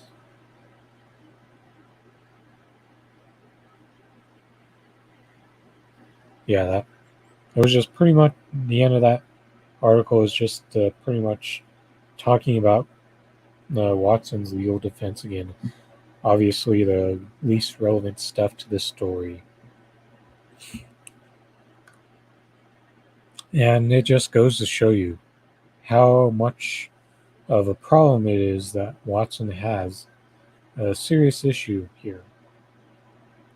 And even when you think he's starting to do it more ethically, he completely turns it around in a highly unethical manner, completely unprofessional clients. And we know how the court system works. It's a bunch of technicalities. It's based on whoever can make the case better. It's really not about what's right or fair. It really just comes down to who can manipulate cases better and usually get a jury that's designed to work in the favor of the rich and powerful, like a Deshaun Watson, to where that can make it a less harsh of a sentence for someone like him. And most of the time, celebrities get off mostly scot-free. Every now and then, we have something so egregious, like Aaron Hernandez, for example, that it's too gruesome to just only give that a slap on the wrist.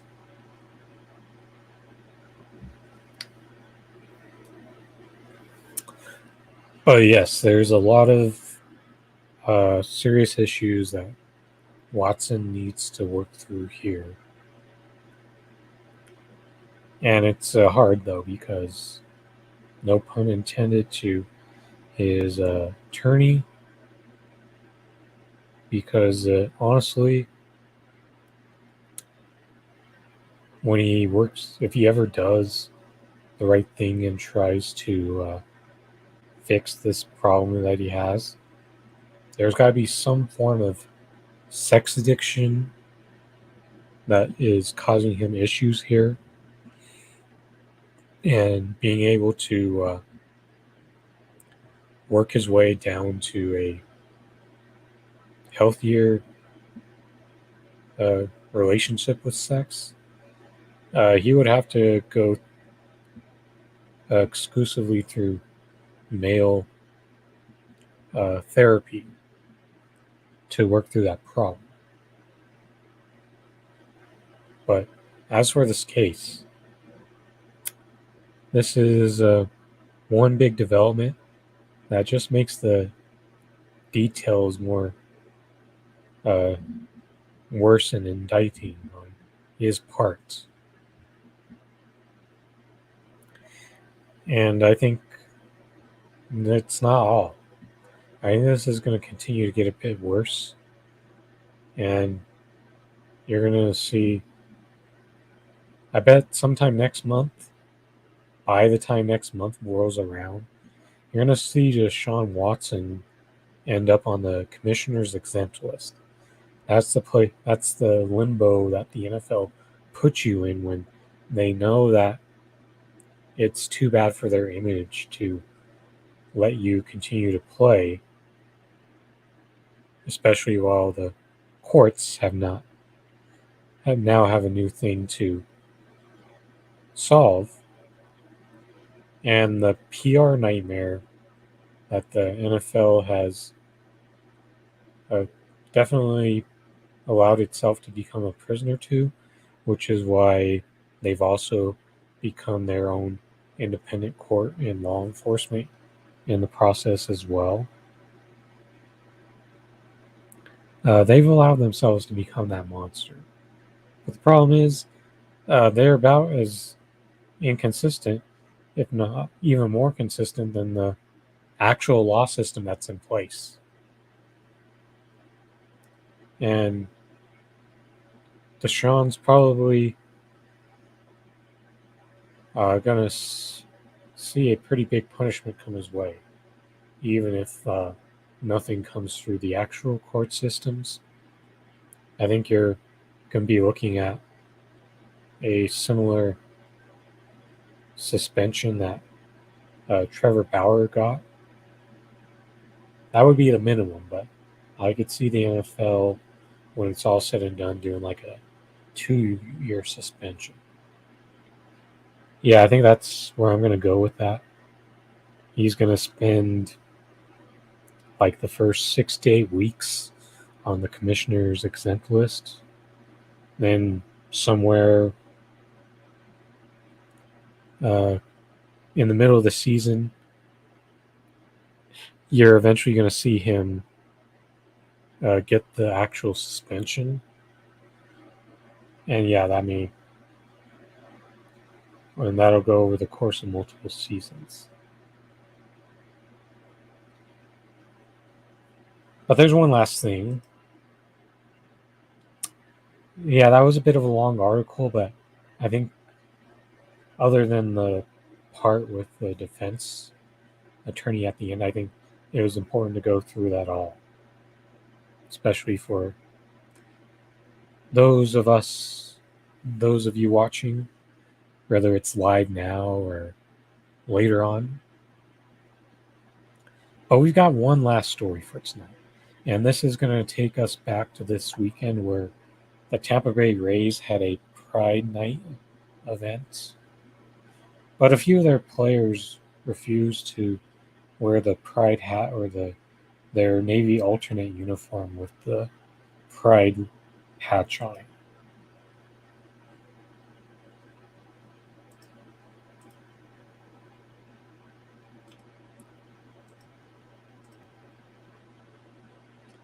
So 5 Tampa Bay Rays pitchers declined to wear Pride logo for AMLO celebration in faith-based decision. And what they're calling a faith-based decision, at least 5 players on the Tampa Bay Rays declined to wear an LGBTQ plus logo on their jerseys to celebrate Pride Month. The MLB players decided they would not participate in wearing the logo patch along with their teammates for the June 4th home game. Per the Tampa Bay Times, the 5 players, all pitchers, were named Jason Adam, Jalen Beeks, Brooks Raleigh, Jeffrey Springs, and Ryan Thompson. And this is the look of their special Pride. There's the little patch that's on the sleeve and the rainbow hats. So as you notice here, the 5 pitchers decided to go with the standard Navy alternate uniform with the regular Navy hat. A lot of it comes down to faith. To like a faith-based decision, it's a hard decision, said Adam. But ultimately, what we all said was we want them to know is all are welcome and loved here. But when we put it on our bodies, I think a lot of our guys decide it's just a lifestyle that maybe not that they look down on anybody or think differently. It's just that maybe we don't want to encourage it if we believe in Jesus, who encouraged us to live a lifestyle that would abstain from that behavior. Just like Jesus encourages me as a heterosexual male to abstain from sex outside of the confines of marriage. It's no different. This is the part of the article where we get into the discourse of the Bible, where there's definitely a couple instances which would support the anti-LGBTQ statements. But there's also, I feel like from what I noticed, there's even more statements from the Bible which would be supportive of the LGBTQ community. But when it comes to these people who cling to the Bible as a justification for not being supportive of the LGBTQ community, it's because they're framing this in a disingenuous manner. Because when they say lifestyle, they're making this false equivalation that they think that being gay is a choice. But even though I'm a straight male, I like to consider myself a pretty good but not perfect ally of the LGBTQ community. I know that I understand there are things about me that I didn't get to choose to be them. I just happened to discover that's who I am.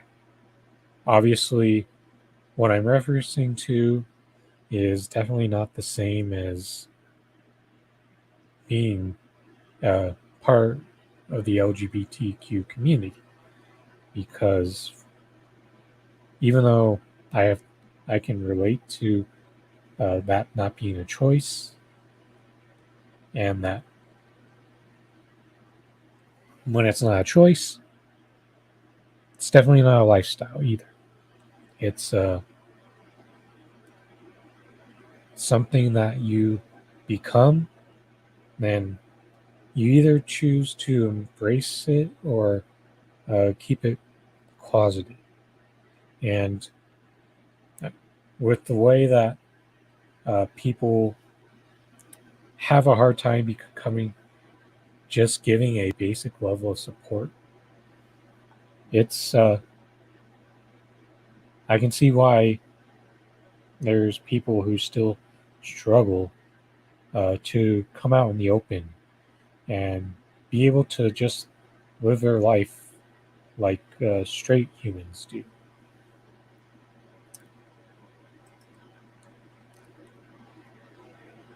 Team manager Kevin Cash claimed the decision did not lead to any internal problems with the players. I think what it has created is like what you've heard.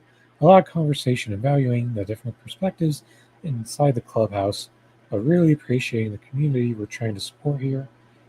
Cash said of the pitchers declining to celebrate and support the LGBTQ plus community along with their teammates. Once again, this is where another part of the bad framing comes into play is they think that it's still just a difference of opinion and not a matter of actual human lives at stake here. Because if the if the fear mongering that is true, and we really do see Roe versus Wade overturned, then yes, gay marriage could definitely be next in line because of it not being codified in the law. And it shows you where these 5 players are at when you can't even just give performative allyship of wearing a rainbow hat and a rainbow pride logo. Because we've seen, I think we'll see that in the next few years. I know that since there's already like women's football leagues that like are mainly niche products where you mainly see them on like streaming on like YouTube or Twitch. I do think someone's eventually going to make a trans sports league. And I'm not ready for some of the discourse when that actually happens. But the point is, there's this idea of separating. That line of thinking often separates the LGBTQ community from other marginalized communities in this country. Do we say that do these people come out in the open and saying that not supporting Black people is a difference of opinion, not supporting brown people, Asian people, indigenous people, just women is a difference of opinion? No, because that quickly gets called out as racism, sexism.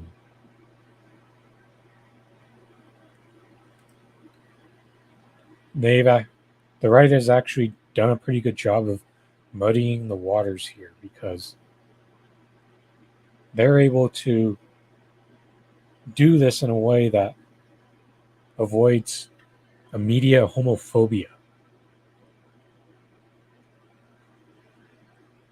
They've got a lot of people who still believe that being gay is a choice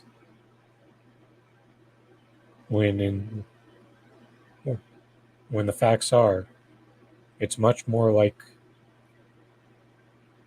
every other features. You don't get to choose the race you become. You don't get to choose whether you're short or tall. You have a degree of control over being of the way you have, even though some people have less control over it than others. You don't get to choose your gender. And also, even that.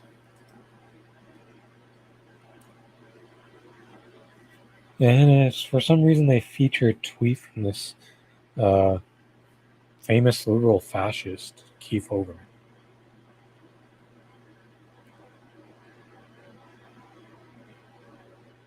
And Keith Olbermann tries to do the Bible argument.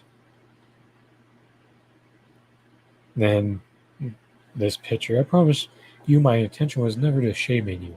My greatest desire is to love and live like Jesus every day. A short article could never capture my whole heart on the subject. If you're open to it, I'd love to sit down one-on-one and have an all-encompassing discussion with you. Well, some of these evangelical Bible-thumping conservatives, they like to conveniently ignore the part that if they were more true to the Bible, they would probably be much closer to being a communist than a conservative capitalist. Because there's things that tied Jesus Christ to being a communist, not this conservative capitalist who has this fake mantra of "don't tread on me," when it really comes down to just being tread on everyone else who isn't conservative. That's what that means.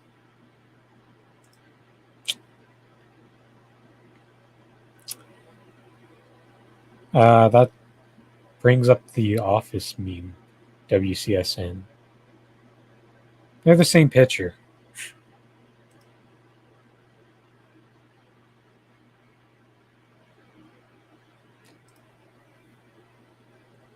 No pun intended with this article, since all these people can show a simple baseline level of support for the LGBTQ community. But even if all those guys just sucked it up and wore it,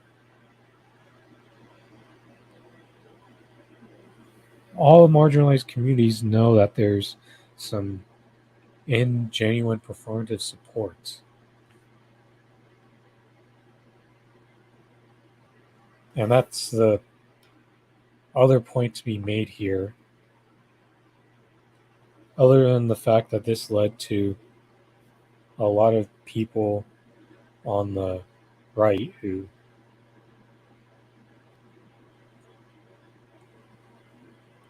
really don't view the LGBTQ community in the same way that they view other marginalized communities. I think they understand that being black, brown, indigenous, Asian is not a choice. But they also have this clear belief that you must be a monolithic identity society, not like actual genuine people who believe in celebrating diversity and using identity politics in a way that actually helps these people improve their living conditions and their safety and well-being, and not just used as a performative stunt to justify the existence of the military, the oligarchy, the police, or using it to reinforce capitalism. Because that's another thing the right hates, is capitalists going after the bigger crowd, so to speak. Because clearly, smart capitalists know that there's more money to be made from liberals than conservatives. Let's be honest. More people in this country, or at least more liberal or left on social issues, and that socially conservative people are the minority in this country. Even though the electoral system is slanted in their favor, capitalists know that there's more money to be pulled away from liberals and even a bit of the left, who is still naive enough to fall for these political institutions in some way, shape, or form. And this story just brought along more of the discourse, so to speak, about the whole gay as a choice, not a choice type thing, where their issue, where another marginalized community gets their issue used like a culture war thing.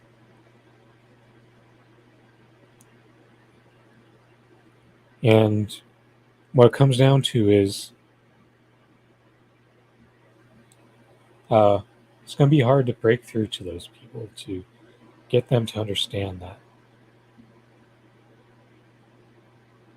this isn't just a choice that most of these people make. That it's something that you find out about yourself at some point in life. And if you have to, then you just have to make that choice whether you want to be open with who you are or closeted. And these moments like these still are part of what still make it a challenge to come out and be that way.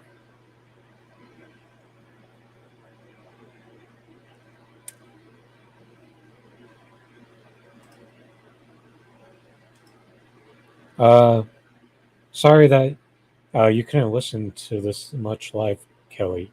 But I hope that big call was some good news for your future. We've now reached the end of tonight's episode of the Rochford Files with your host, Andrew Rochford. So once again, like, share, subscribe to the channel. Also, yes, and that includes trying to share it to new people, share it in new places that you haven't previously shared it. That would be very helpful. Also, if you happen to see someone's phone, get on their YouTube and use it to subscribe to my channel, or if you their Twitch as well, Odyssey, Rumble. You know, all those places that you can go to in the link tree that is in the link of my bio. Also, let's see. Yeah, I should be back to doing this. Hopefully, I'll do it Thursday this time. After 3 straight Fridays, I think it's time to get back on the Thursday routine for this next episode. Also, I'm working to get Sunny. I want to get Sunny K back on again. I'm not sure. It may just be like a Kyle and Corin style of BS type of stream again, but I want to make those things more regular between me and Sunny. So I think that's what I'll do sometime over the weekend for the weekend stream, because I missed the past couple. But I know Sunny's been busy working on a new album. So hopefully I look forward to hearing that. Maybe he'll be able to sample a bit for it the next time I ask him to be on the show. I think that's all I got for some show news for now. Hopefully I'll have more after Thursday's show. But with that being said, this is Andrew Rochford saying goodbye and good night from the Mile Highland City.